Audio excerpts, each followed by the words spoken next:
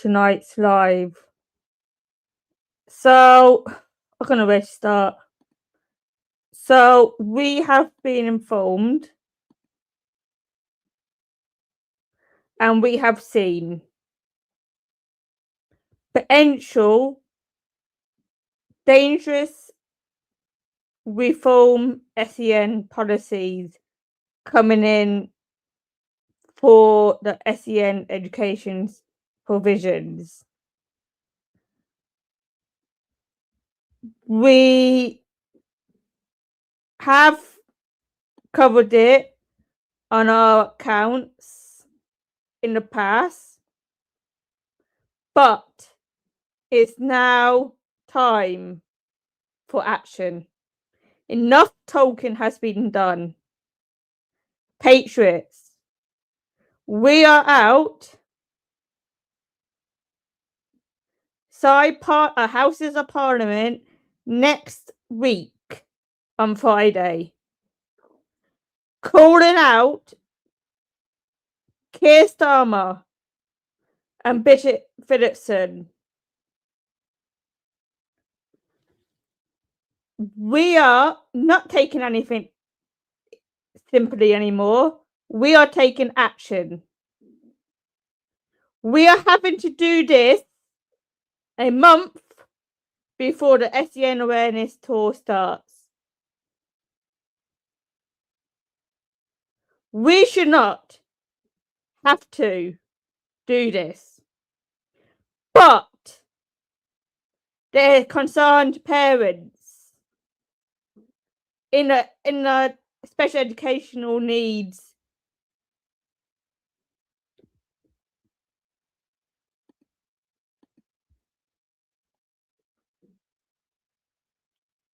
community.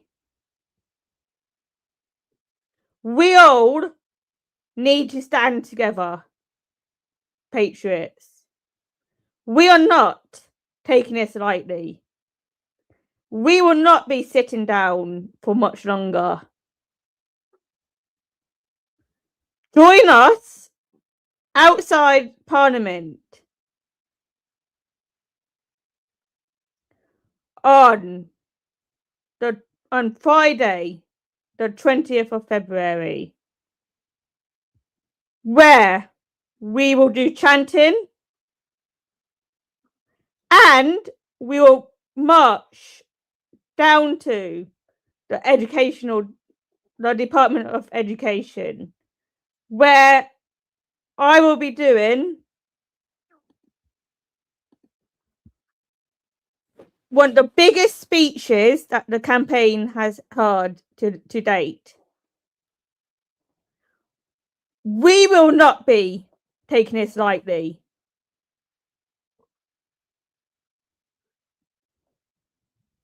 We will be marching. We have informed the police.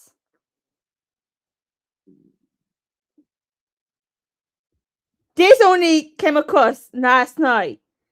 So, since last night, when I announced it on the live,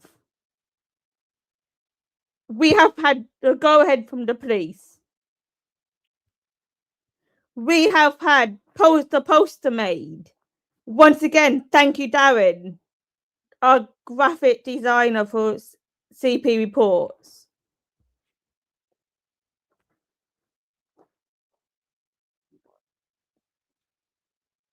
We have got the whole team coming, hopefully.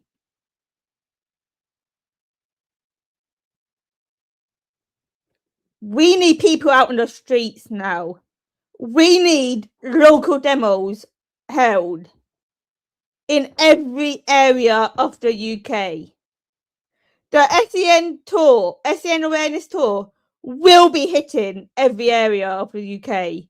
Even if it takes us 2 years to do it, we will be doing it.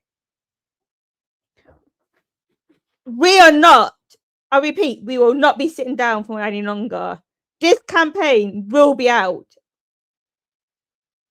I am speaking on the 26th of February at the Pink Ladies demo outside education of Department of Education. Sorry, guys. And once again, that demo was called by concerned parents. We also have Enfield coming up on the 22nd of March. We will not be sitting down. Each month after the 22nd of March, we will be out in the streets in different areas of the UK. We will be in Enfield on the 22nd of March. We will be in Wembley on, I'll tell you the date now.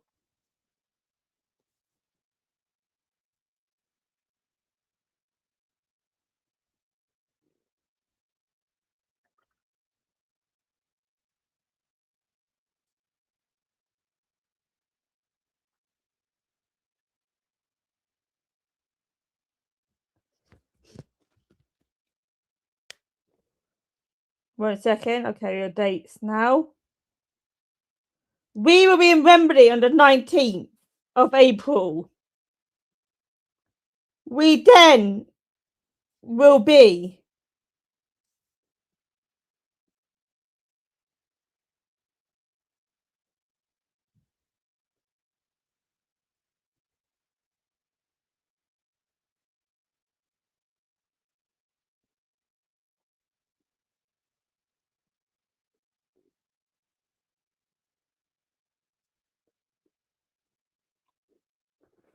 in Southampton on the 22nd. No, 24th. Guys. Let me just reply to somebody on WhatsApp. 1 second.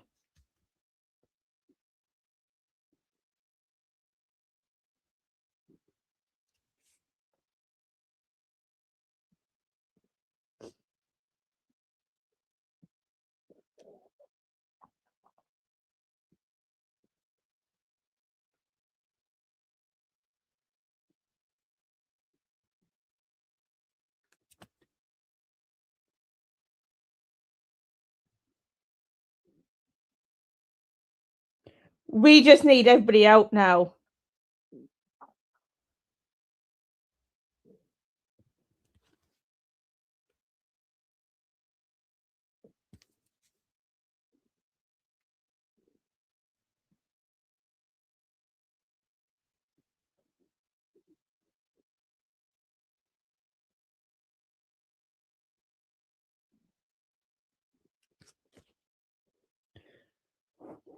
Literally, we cannot be sitting down for much longer.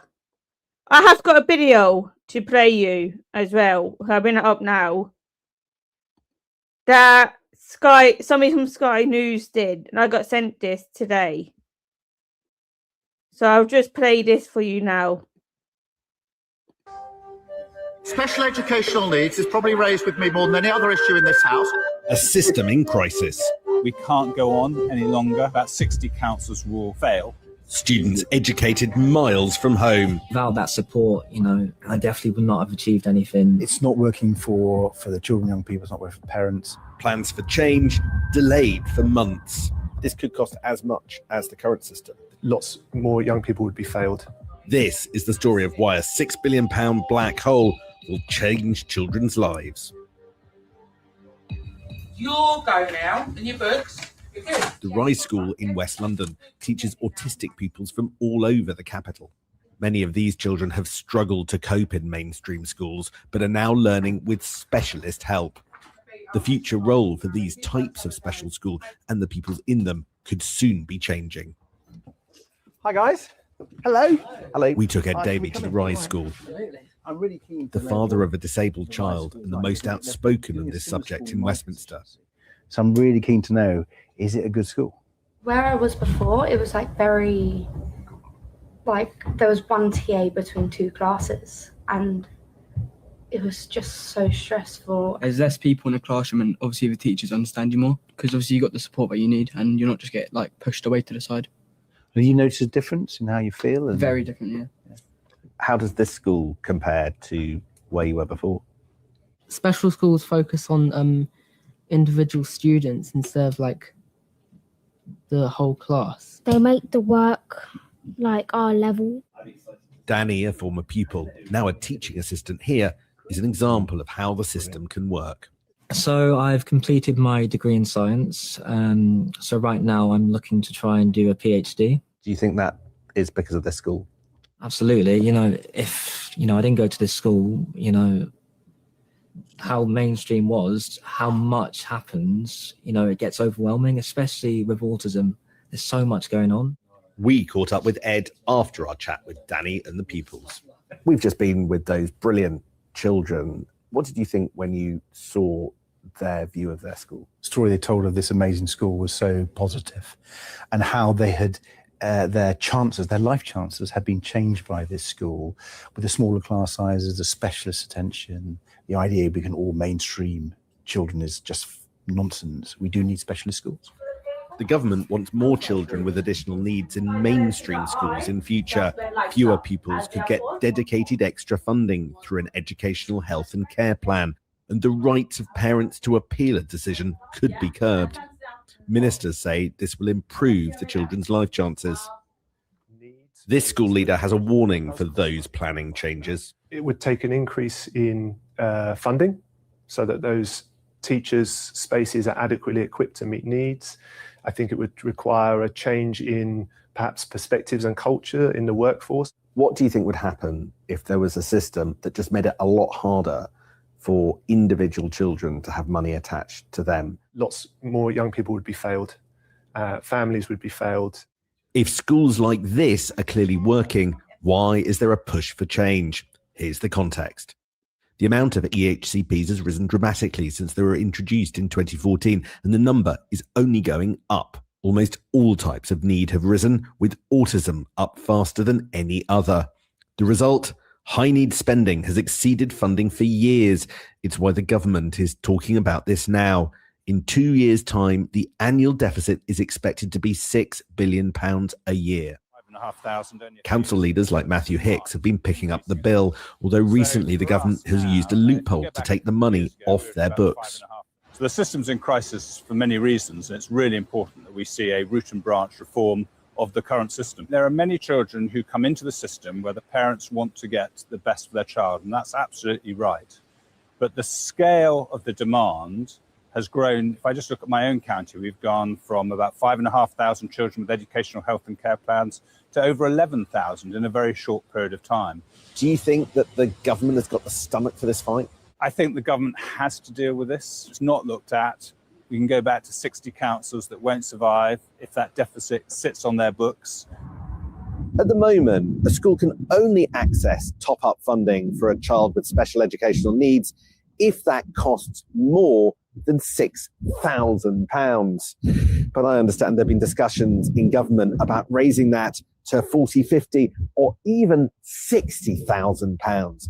That means many more kids' needs will have to be met from central budgets and fewer kids getting special funding for their help. No decisions have been taken, and the Department for Education insists cost savings aren't the goal. There's a political consensus that special education is broken. You were the architect of the scheme that we've got at the moment in 2014. What's gone wrong? 10 years ago, or over 10 years, the challenges felt quite different. The demand on the system is now so significant that actually both in terms of funding, but also in terms of schools being confident that they can meet that demand, there's no doubt that the system does need to change. It is going to, if successful, reduce the budget. Fewer kids are going to have specific pots of money attached to it. I think the jury is out on that, because I think that ultimately, so this could cost as much as the current system, the new system. I think if mainstreaming children with special educational needs is really going to work, then I think the idea, particularly if this is what the Treasury is expecting, that there is any kind of rapid savings would be a huge mistake. Labour MPs and parents tell me they are very mistrustful, especially after the failed welfare reforms. Ed Davey has personal experience. People talk about my son, for example, and they've never even met him. We are told the system is broken. Do you accept it's broken, and why, if you do? Yeah, it's not working for the children, young people. It's not working for the parents, and I think a lot of the people who are in it are frustrated by it. For the principle of money following a child with special needs. That's a huge principle, really important. And that's something you would fight to protect? Yeah, 100%. Those legal rights are critical. Yes, we will. The question, of course, though, to go back to your initial point, was, are EHCPs the thing that we would go to the wall on? No, but we need the legal rights protected. We need the funding, but we need to organise in a much better way. They're looking to narrowly at the thing that's in front of them. They're not looking at a transformation of the system. There's no doubt change is needed, but these children dream of the same futures as those elsewhere. I really want to go into being a doctor and working specifically as a pediatrician. But after months of discussions, they wait to see if this government has found the answers. Sam Coates, Sky News, West London. Special. So what everybody views on that then, before I give mine?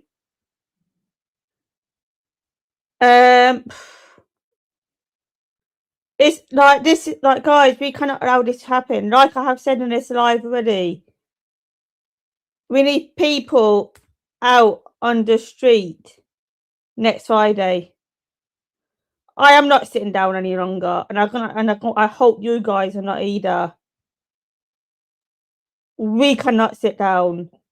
What about children that has no voice? What about children who cannot understand what is going on? What about children who cannot get out there and demo? What about... So, guys, we need to fight for these children. We need to fight for their education. We need to fight for the special educational need and disability education system. We cannot do it we cannot. I'll get onto that in a sec. I cannot be running this campaign. Me and the team need your support. So the plan: meet at 1 p.m. outside the Houses of Parliament. We will then do chanting outside Parliament as loud as we can. I will have the megaphone with me, so if people want to take a megaphone off me and lead chants, they can. I will then do the welcome speech, welcoming people on the day. We will then set off for the short walk to the Department of Education. We will then have every SEN child deserves a fair education campaign speech that I will do. And that will iron out to everybody who is there with cameras, who is there with their placards. Guys, make signs. Make them colourful. Join us. Just join us in the day. I will be in London early that day anyway, because there's another demo that I will be covering.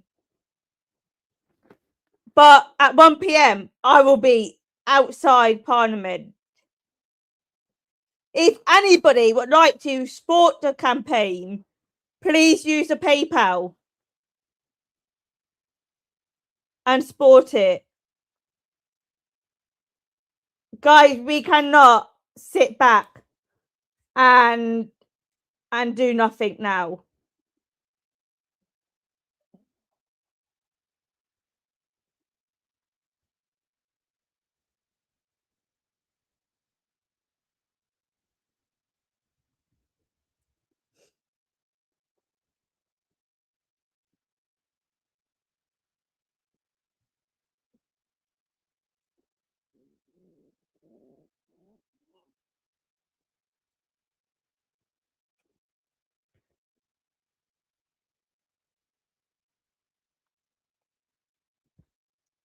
Lisa, can you put sub mode on, please?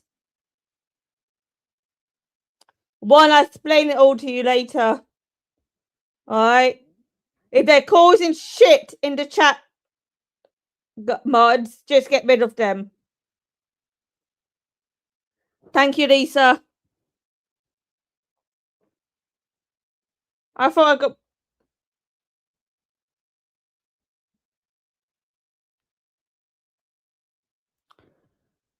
So, guys, I won't be live for much longer anyway. But please join us out on the streets next weekend. Not next week on Friday, sorry.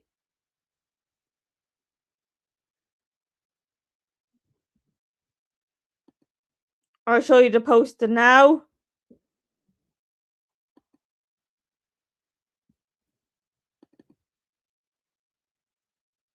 If this comes up, yep. Here's the poster, guys.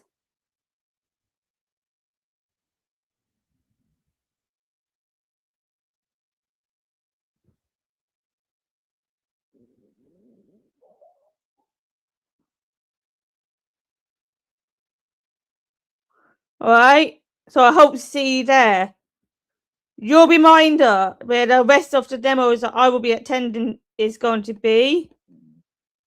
1 second. Fuck's sake.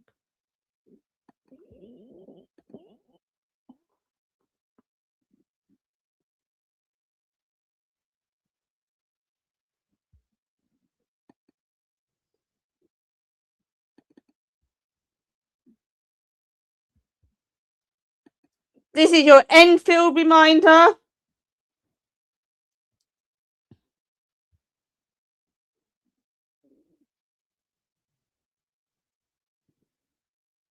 Go join us on the 22nd of March.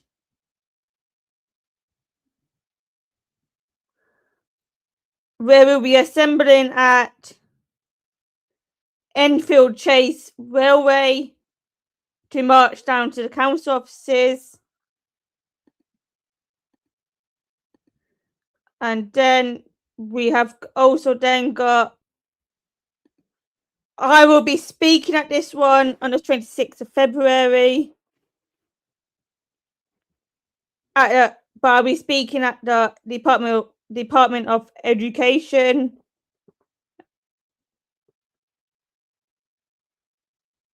So I hope to see you all there. I really do. Once again, I would like to thank the campaign team, Lisa, Darren, Wonjen, and Angela, for their support with the campaign so far. So, yeah.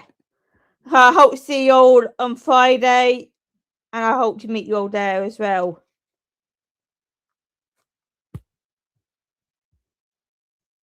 CP talks next week will probably be on Wednesday, but just keep an eye out for the live on the channel. I might have to work Tuesday, so I about should know more Tuesday morning. So